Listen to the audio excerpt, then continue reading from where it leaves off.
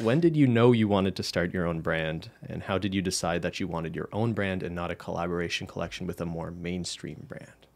It's a good question. I think I'll admit when I first started getting big on YouTube, I wasn't really envisioning having a nail polish brand. I was just kind of focused on, I just kind of want to make fun videos about nail polish, which I love and always have. But I slowly kind of morphed into more of a comedy kind of entertainment channel. And my focus wasn't on, I want my own brand. I think eventually when I realized that it was something that I could do and something that I was so passionate about. And I'd been approached by many companies over the years and had actually had my own collaborations with other smaller nail polish companies. I think the last one I did, it's been years ago. It was like 2016. So once I got exposed to that like I could actually maybe have my own nail polish brand and see how it might work, I became more interested in it. But it wasn't something I immediately, like in 2015, thought would actually make sense for me. I think it took a while for us to wrap around our heads around the Like idea of Menchie it around your head being right now. possible. Because I think I mentioned this before, in 2016, the first year we went to VidCon, someone we didn't really know all that well approached us and pitched the idea of you starting a nail polish brand. And we both thought that was kind of funny and weird, but that at least kind of prompted us to think like, hey, that is something I guess you could do. Yeah. I guess it just didn't really seem realistic. And yeah, we've intimated before, we had conversations all the way back from 2016, 2017, 2018 about the possibility of doing this. I don't think it ever really came close before things eventually came together for Hollow Taco, but we had pretty serious conversations and listened to proposals from people who could have made it happen. And it could have been with more mainstream brands. I think out of respect to them, we don't want to really get into it much more than that. And it could have been years ago. So a lot of people ask me like, why now Hollow Taco? Why didn't this come out 3 years ago, after the height of Polish Mountain, for example? Yeah. And we had companies coming to us with proposals to make me a nail polish brand, basically.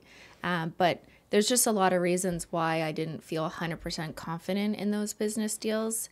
And I think ultimately it comes down to wanting more control over what the product actually was and me being the one kind of dictating that rather than a company being like, you can have this pink or this pink, but that's it. Like, don't even try to add more hollow, Cristine, because it'll cost too much. Like, I don't want to work with a company that isn't willing to make the products that I actually want. Yeah, and we knew if we were really going to put your name and face on and in front of a brand, you have to have like complete creative control over it and really feel that sort of ownership and accountability. And beyond creative control, actually, this speaks to Tiho's second question about why not just a collaboration. So I do see value in collaborations. I see a lot of that in like the makeup industry too. And it makes sense sometimes for makeup influencers to do a collab with a very well-established makeup brand that already has all the processes and everything and customer service and all of that's already in order.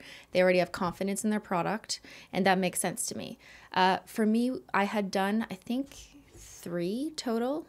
3, maybe. Yeah. You'd done a few collabs with I'd done a indie couple companies. nail polish collaborations with very small indie nail polish companies, and they were great for me at the time. But I think ultimately I knew that I wasn't always able to have much say beyond the initial creative discussion. Like, I told them, what colors I wanted and kind of how I saw it presented. But after that, if they make batch number 2 or it's the following year, I'm not QAing, that's like quality assessing the products anymore.